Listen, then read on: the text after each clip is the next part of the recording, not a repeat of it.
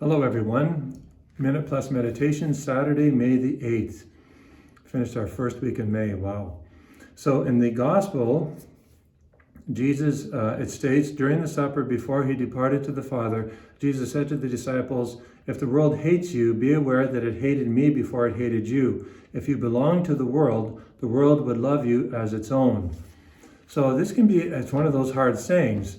I just, in the Bible in a Year with Father Mike Schmidt, we just got through the section that dealt with King Saul.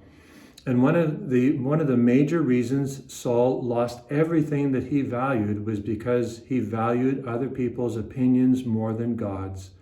He needed the affection of other people, or he was concerned what they thought about him more than he was concerned about what God asked him to do or what God thought of him. And this ultimately led him to lose everything, to lose his kingship, to lose his life in battle, and to lose his legacy.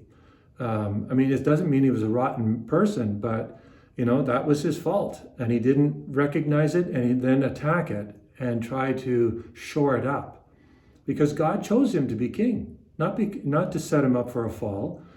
Saul could have been a great king. And so it is with you and me. The world will come after us. Our own fallen nature, will drag us in certain directions.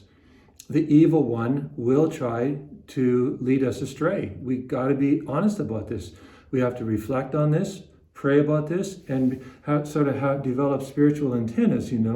We do this by prayer, and I would submit even by acts of mortification, bodily sacrifices, denial of certain things, so that our spiritual senses are sharpened, so that we recognize, when we're being idiotic or a jerk, or lazy or whatever, or playing with sexual temptation, not too much, period, just playing with it at all.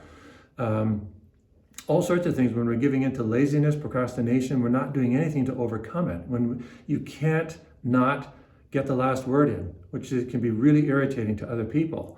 So there's all sorts of things. The list is very, very long. The important thing is that we know what it is, could be many things, and that we trust that Jesus will help us attack these things, make many acts of repentance, many acts of contrition, and resolutions to begin again.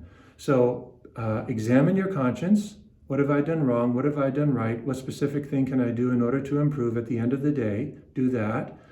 And perhaps even offer some acts of mortification. Deny yourself, St. Josemaria Escrivá said, at least one little thing at the table, the dinner table, lest you leave the table like a pagan. We need, because food is for a purpose. It's not just for self-pleasure. It's for a purpose, to fuel the engine so that we can do God's will. So we have these things pulling us in all sorts of directions. Know what they are, so that you're not blinded by what is going to happen anyways. Know what they are. Ask Jesus to help you as soon as you experience them, not to be discouraged, despondent, or depressed, but to pray for courage, to hand them over to him, no matter how many times you fail. Acts of contrition, acts of repentance. Jesus, I love you. Help me to begin again. God bless you.